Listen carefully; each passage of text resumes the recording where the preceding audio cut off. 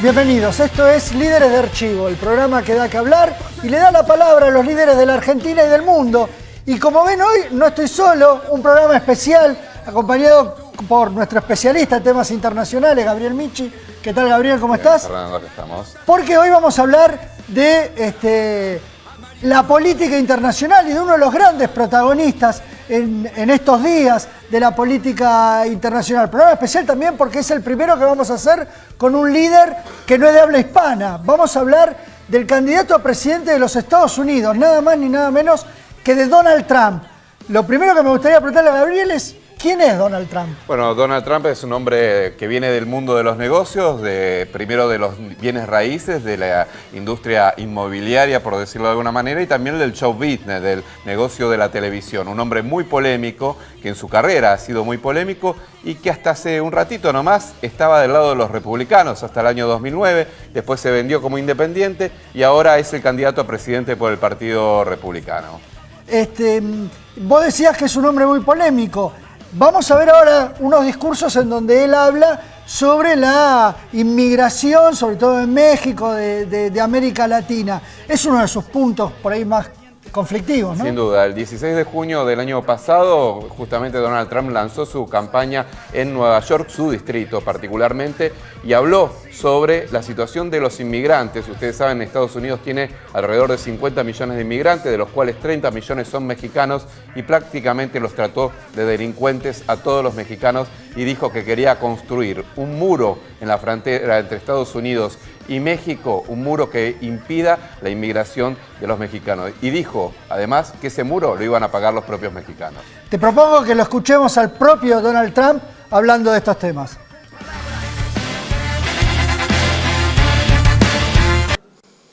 When do we beat Mexico at the border? They're laughing at us, at our stupidity. And now they're beating us economically. They are not our friend, believe me. But they're killing us economically.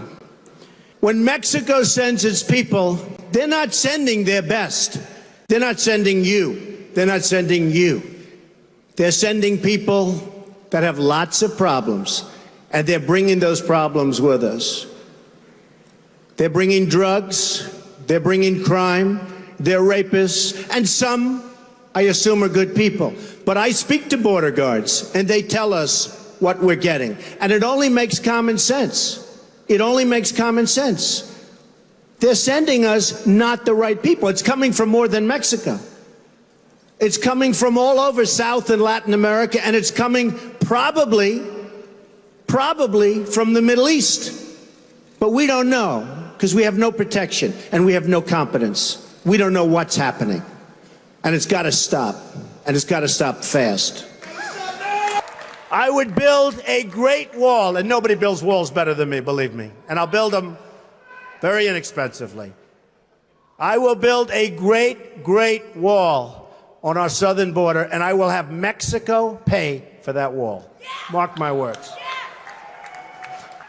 I will immediately terminate President Obama's illegal executive order on immigration. Immediately. A radical Islamic terrorist targeted the nightclub, not only because he wanted to kill Americans, but in order to execute gay and lesbian citizens because of their sexual orientation. It's a strike at the heart and soul of who we are as a nation. It's an assault on the ability of free people to live their lives, love who they want, and express their identity. It's an attack on the right of every single American to live in peace and safety in their own country. We need to respond to this attack on America as one united people, with force, purpose, and determination. The bottom line is that the only reason the killer was in America in the first place was because we allowed his family to come here. That is a fact, and it's a fact we need to talk about. We have a dysfunctional immigration system which does not permit us to know who we let into our country, and it does not permit us to protect our citizens properly. We have an incompetent administration, and if I'm elected president, That will not change, I will tell you. That will not change over the next 4 years. We have an administration that will not change. But if I get in there, it's going to change, and it's going to change quickly. We're going from totally incompetent to just the opposite, believe me.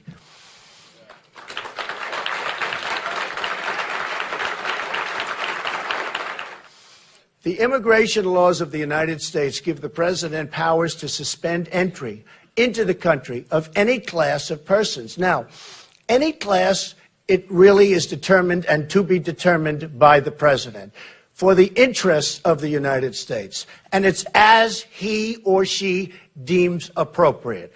Hopefully, it's he in this case. We need to tell the truth also about how radical Islam is coming to our shores. And it's coming. With these people, folks, it's coming. We're importing radical Islamic terrorism into the West through a failed immigration system and through an intelligence community held back by our president. Even our own FBI director has admitted that we cannot effectively check the backgrounds of people we're letting into America. We want to remain a free and open society. Then, and if we do, then we have to control our borders. We have to control, and we have to control them now, not later, right now. So she says the solution is to ban guns. They tried that in France, which has among the toughest gun laws anywhere in the world, and 130 people were brutally murdered by Islamic terrorists in cold blood. Her plan is to disarm law-abiding Americans, abolishing the Second Amendment, and leaving only the bad guys and terrorists with guns. No good. Not going to happen, folks. Not going to happen. Not going to happen. Thank you. As president, I will give our intelligence community, law enforcement, and military the tools they need to prevent terrorist attacks. And they don't have those tools now. We need an intelligence gathering system second to none. Second to none. That includes better cooperation between state, local, and federal officials, and with our allies, very importantly. I will have an Attorney General, a Director of National Intelligence, and a Secretary of Defense who will know how to fight the war on radical Islamic terrorism. She can't have it both ways. She can't claim to be supportive of these communities while trying to increase the number of people coming in who want to oppress these same communities. How does this kind of immigration make our lives better? How does this kind of immigration make our country better? Why does Hillary Clinton want to bring people in vast numbers who reject our values? Why? Explain. Immigration is a privilege, and we should not let anyone into this country who doesn't support our communities, all of our communities, every single one of them. America has already admitted 4 times more immigrants than any country on earth, anybody in the world, 4 times more, at least, because we don't even know who's coming in. And we continue to admit millions more with no real checks or scrutiny. Not surprisingly, wages for our workers haven't budged in almost 20 years. You wonder why we get the crowds. You wonder why we get this tremendous support. You wonder why I've gotten more votes than any Republican in any primary in the history of the Republican Party. Take a look at that. Take a look at your security, but take a look at the wages. For 18 years, they've been stagnant. They've even gone down. So whether it's a matter of national security or financial security, we can't afford to keep on going like this, cannot afford it. We owe $19 trillion in debt and no longer have any options.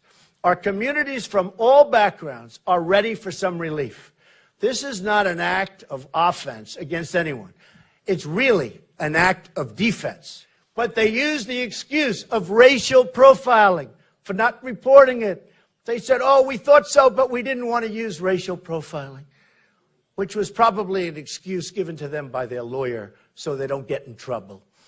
We need to know what the killer discussed with his relatives, parents, friends, and associates. We need to know if he was affiliated with any radical mosques or radical activists, and what, if any, is their immigration status. We have to know, and we have to know fast. We need to know if he traveled anywhere and who he traveled with. We need to know, and we need to make sure every single last person involved in this plan, including anyone who knew something but didn't tell us, is brought to justice. So when people know what's going on and they don't tell us, and we have an attack and people die, these people have to have consequences, big consequences.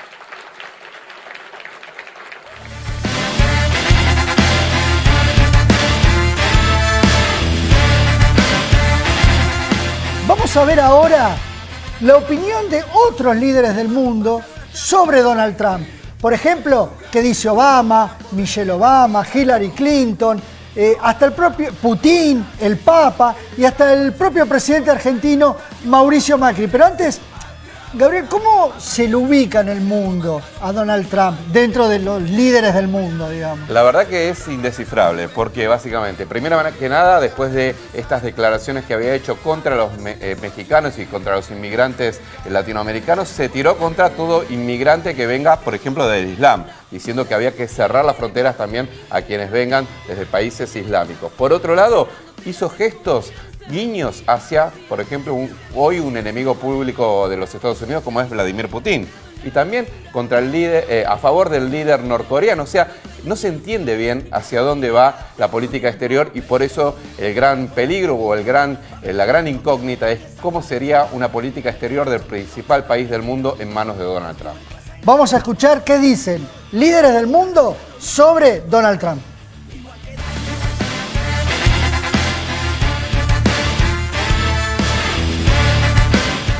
There's a vicious rumor floating around that I think could really hurt Mitt Romney. I heard he passed universal health care when he was governor of Massachusetts. Someone should get to the bottom of that. And I know just the guy to do it. Donald Trump is here tonight.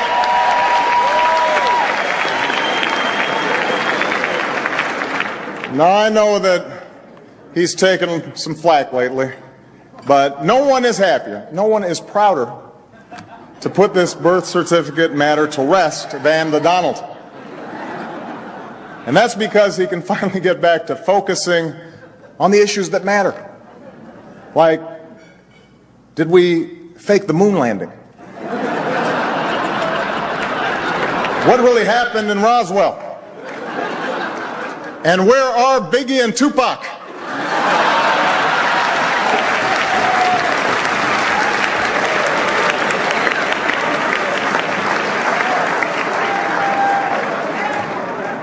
All kidding aside, obviously we all know about your credentials and breadth of experience.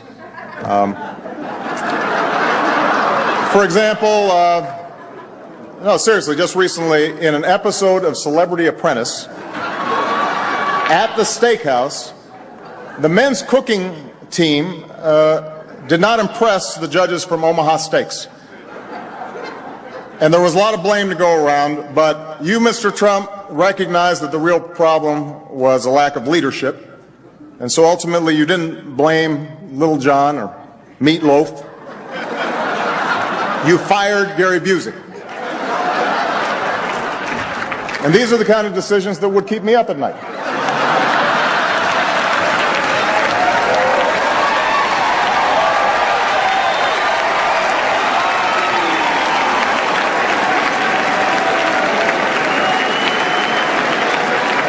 Well handled, sir.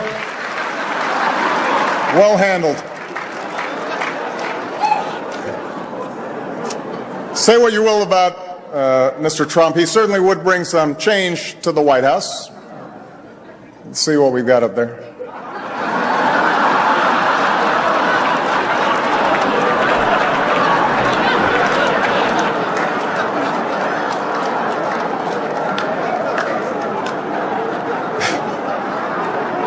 So, yes, this has been quite a year in politics.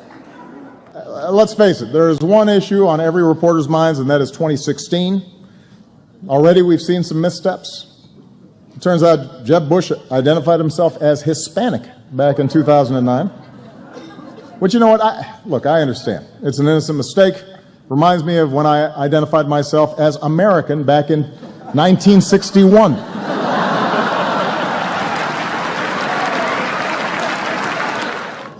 And Donald Trump is here. Still.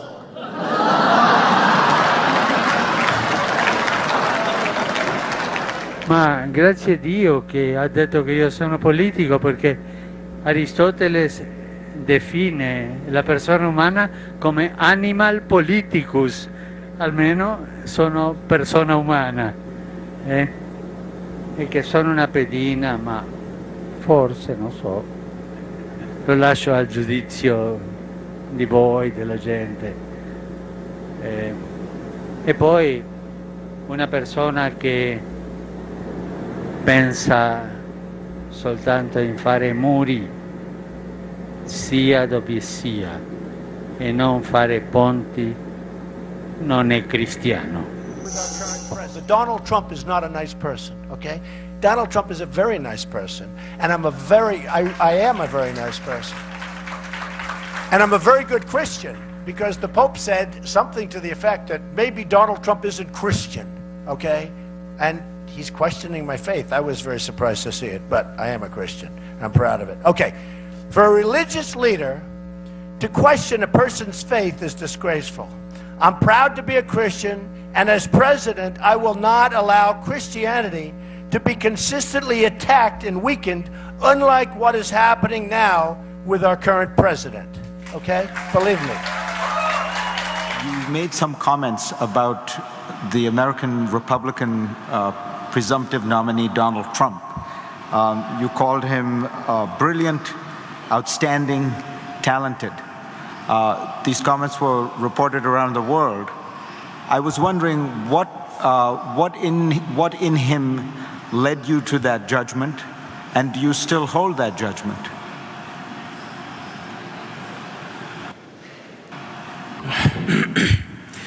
Вот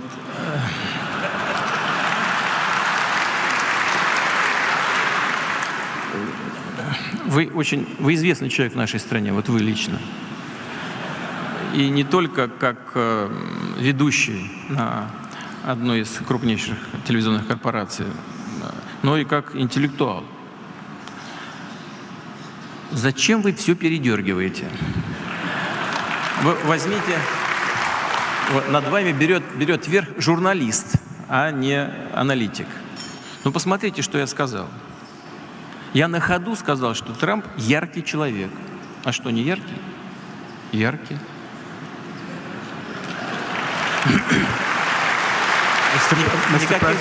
Никаких других характеристик я ему не давал. Но вот на что я точно обращаю внимание и что я точно приветствую, и не вижу здесь ничего плохого, наоборот. Господин Трамп заявил, что он готов к восстановлению, полноформатному восстановлению российско-американских отношений. Чего здесь плохого? Мы все это приветствуем. А вы нет?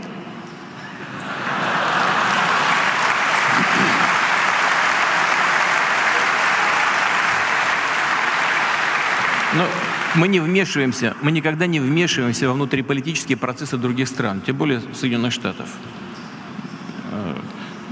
Но мы будем работать с любым президентом, за которого проголосует американский народ.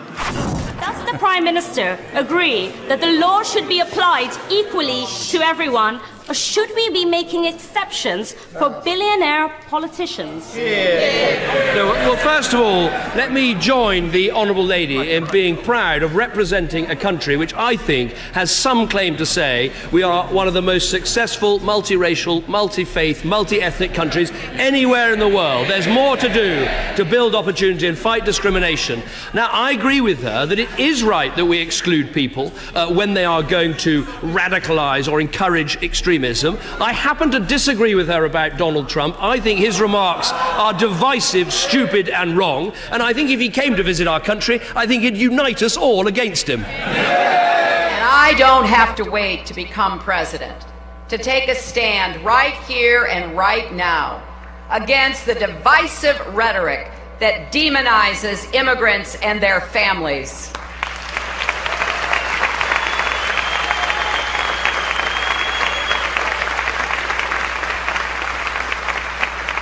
It was appalling to hear Donald Trump describe immigrants as drug dealers, rapists, and criminals.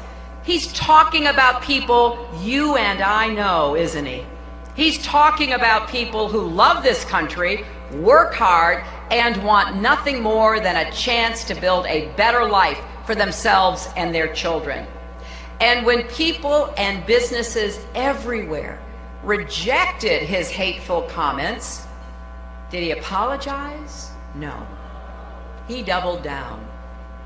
It's shameful, and no one should stand for it. So I have just one word for Mr. Trump. Basta. Enough!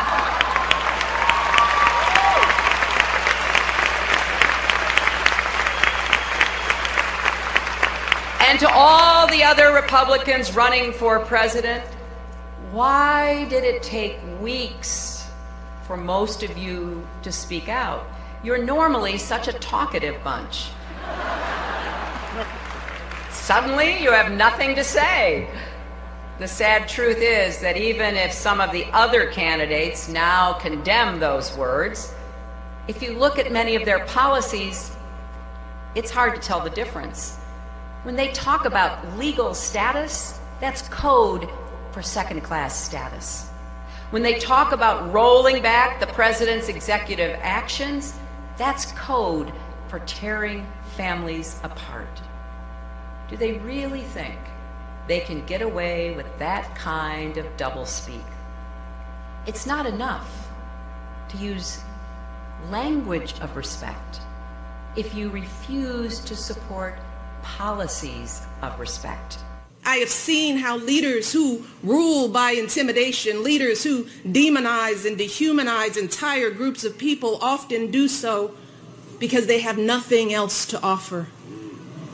And I have seen how places that stifle the voices and dismiss the potential of their citizens are diminished. That is not who we are. That is not what this country stands for. No, here in America, we don't let our differences tear us apart, not here.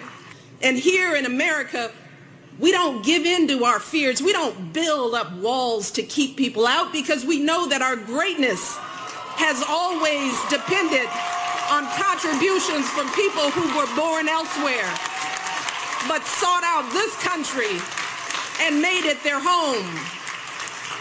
From innovations like Google and eBay to inventions like the artificial heart, the telephone, even the blue jeans, to beloved patriotic songs like God Bless America, like national landmarks like the Brooklyn Bridge and, yes, the White House, both of which were designed by architects who were immigrants. I continue to believe Mr. Trump will not be president. And the reason is because I have a lot of faith in the American people. And I think they recognize that being president is a serious job. It's not hosting a talk show or a reality show. It's not promotion. It's not marketing. It's hard. And a lot of people count on us getting it right. And it's not a matter of pandering and doing whatever will get you in the news on a given day. And sometimes it requires you making hard decisions even when people don't like it. And doing things that are unpopular. And standing up for people who are vulnerable but don't have some powerful political constituency. And it requires being able to work with leaders around the world in a way that reflects the importance of the office and gives people confidence that you know the facts and you know their names and you know where they are on a map, and you know something about their history. And you're not just going to play to the crowd back home, because they have their own crowds back home, and you're trying to solve problems. And so, yeah, during primaries, people vent and they express themselves, and it seems like entertainment, and oftentimes it's reported just like entertainment. But as you get closer, reality has a way of intruding. And these are the folks who I have faith in, because they ultimately are going to say, whoever's standing where I'm standing right now has the nuclear codes with them and can order 21-year-olds into a firefight and have to make sure that the banking system doesn't collapse, and is often responsible for not just the United States of America, but 20 other countries that are having big problems or are falling apart and are going to be looking for us to do something. And the American people are pretty sensible. ¿Alguna vez en tu vida jugaste con un peso pesado, con un tipo muy importante para cerrar un negocio? ¿Es cierto esto o no? Sí, el tipo se llama Donald Trump.